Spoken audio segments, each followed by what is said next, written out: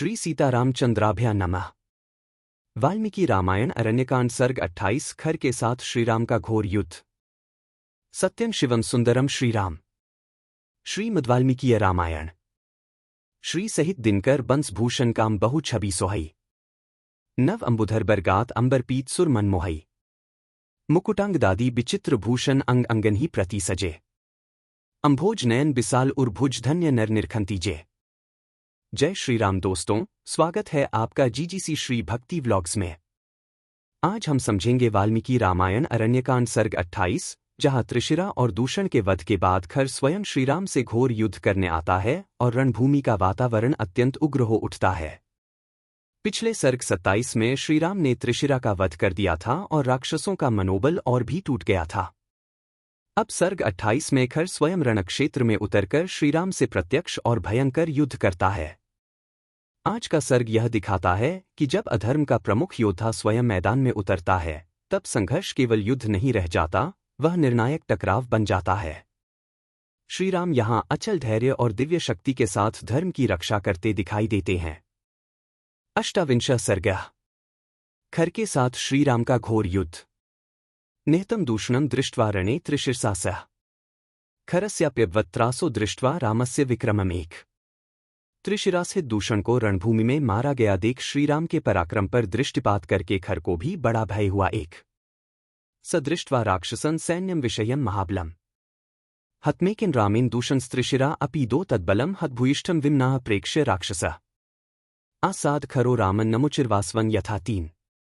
एकमात्र श्रीराम ने महान बलशाली और असह्य राक्षस सेना का वध कर डाला।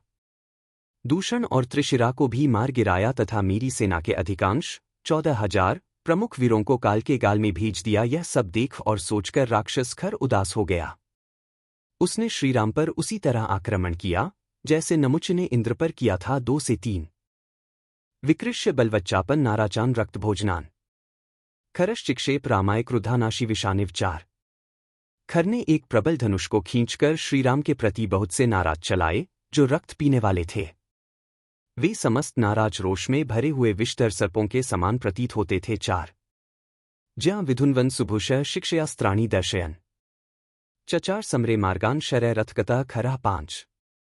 धनुर्विद्या के अभ्यास से प्रत्यंचा को हिलाता और नाना प्रकार के अस्त्रों का प्रदर्शन करता हुआ रथारूढ़ खर सम्रांगण में युद्ध के अनेक पैंतरे दिखाता हुआ विचरने लगा। 5। सर्वाश्च दिशो बाणः प्रदिशश्च महारथः। पूर्यामास्तन दृष्ट्वा रामोपि सुमहद्धनुः 6। उस महारथी वीर ने अपने बाणों से समस्त दिशाओं और विदिशाओं को ढक दिया। उसे ऐसा करते देख श्रीराम ने भी अपना विशाल धनुष उठाया और समस्त दिशाओं को बाणों से आच्छादित कर दिया। 6।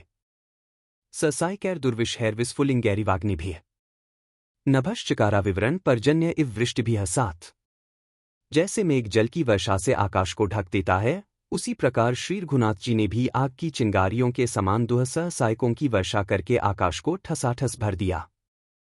वहां थोड़ी सी भी जगह खाली नहीं रहने दी। तद बभूव शितैर्बाणः खर्राम विसर्जितः। पर्याकाशमनाकाशन सर्वतः शरसंकुलम 8।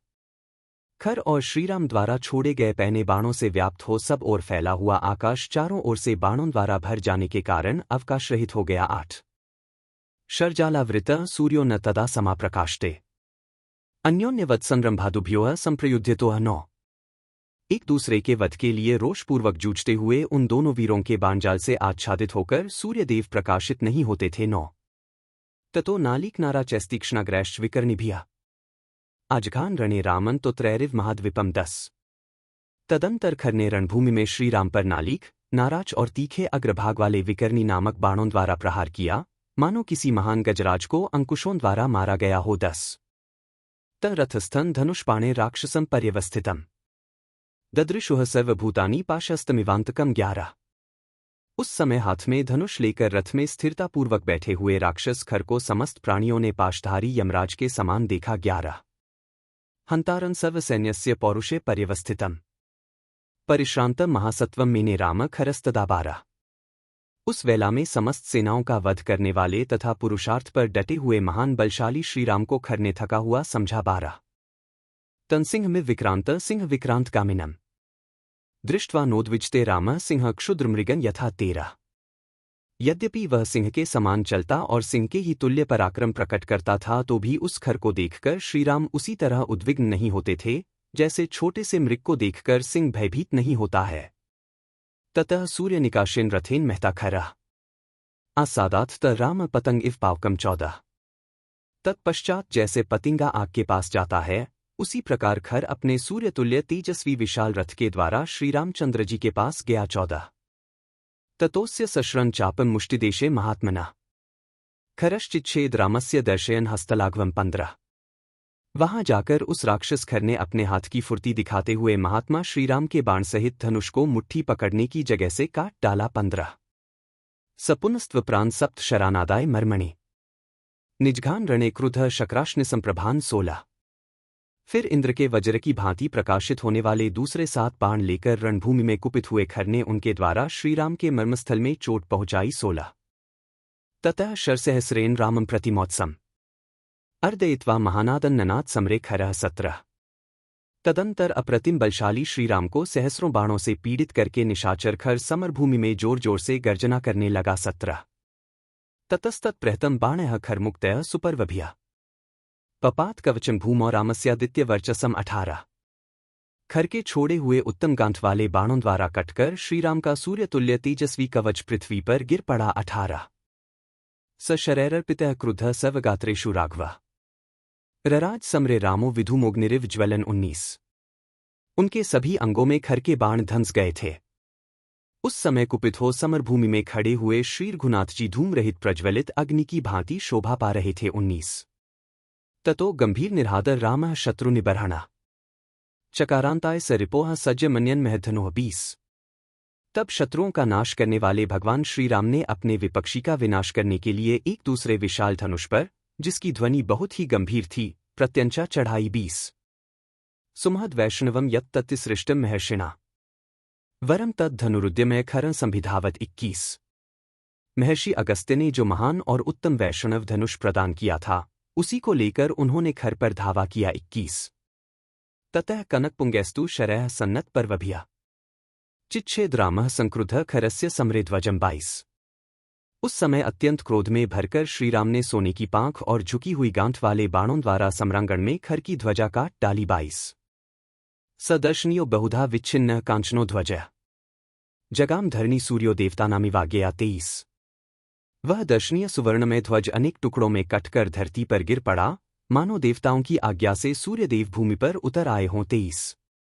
तन चतुर्भ्यः खरः क्रुद्धो रामं गात्रेषु मार्गणः विव्याध हृदि मर्मज्ञो मातंगमिव तुमरः 24। क्रोध में भरे हुए खर को मर्मस्थानों का ज्ञान था। उसने श्रीराम के अंगों में, विशेषतः उनकी छाती में 4 बाण मारे, मानो किसी महावत ने गजराज पर तुमरों से प्रहार किया हो। 24। स रामो बहुभिर्बाणः खरकारमुखन्यसृतः विद्धो रुधिरसिक्तांगो बभूवृषितो भृशम 25। खर के धनुष से छूटे हुए बहुसंख्यक बाणों से घायल होकर श्रीराम का सारा शरीर लहूलुहान हो गया। इससे उनको बड़ा रोष हुआ। 25। स धनुर्धन विना श्रेष्ठ संगृह्य परमावे मुमोच परमेश्वास शत शरान्भिलक्षितान 26। धनुर्धरों में श्रेष्ठ महाधनुर्धर श्रीराम ने युद्धस्थल में पूर्वोक्त श्रेष्ठ धनुष को हाथ में लेकर लक्ष्य निश्चित करके खर को 6 बाण मारे। 26। शिरस्य किन बाणेन द्वाभ्यां बाहोर्थार्पयत त्रिभिश्चंद्रार्धवक्त्रैश्च वक्षस्य भिजघानः 27।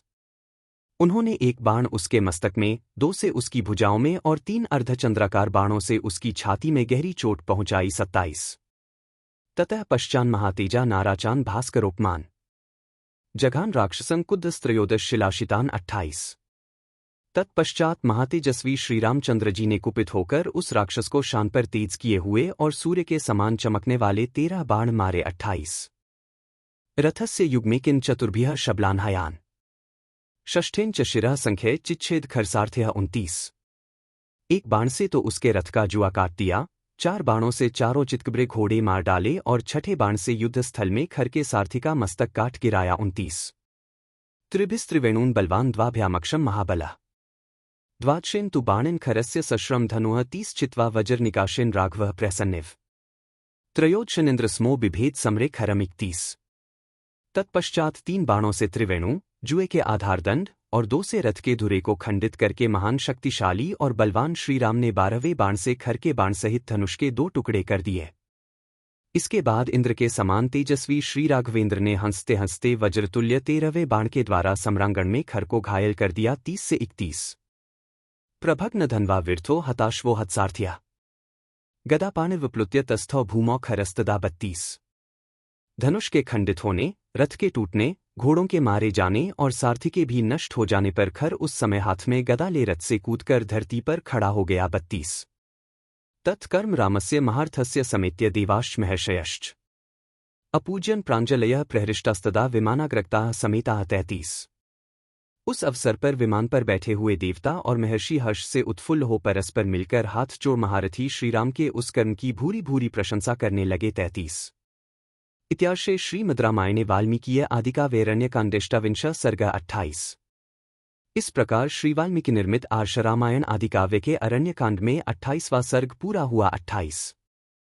अगले वीडियो में 29 सर्ग अर्थात अरण्यकांड सर्ग 29 आएगा। उसमें श्रीराम खर को फटकारेंगे, खर कठोर उत्तर देकर गदा का प्रहार करेगा और श्रीराम उस गदा का खंडन करेंगे। अगर आपको यह प्रस्तुति पसंद आई हो तो वीडियो को लाइक करें, शेयर करें और चैनल को सब्सक्राइब करें। जय श्री राम।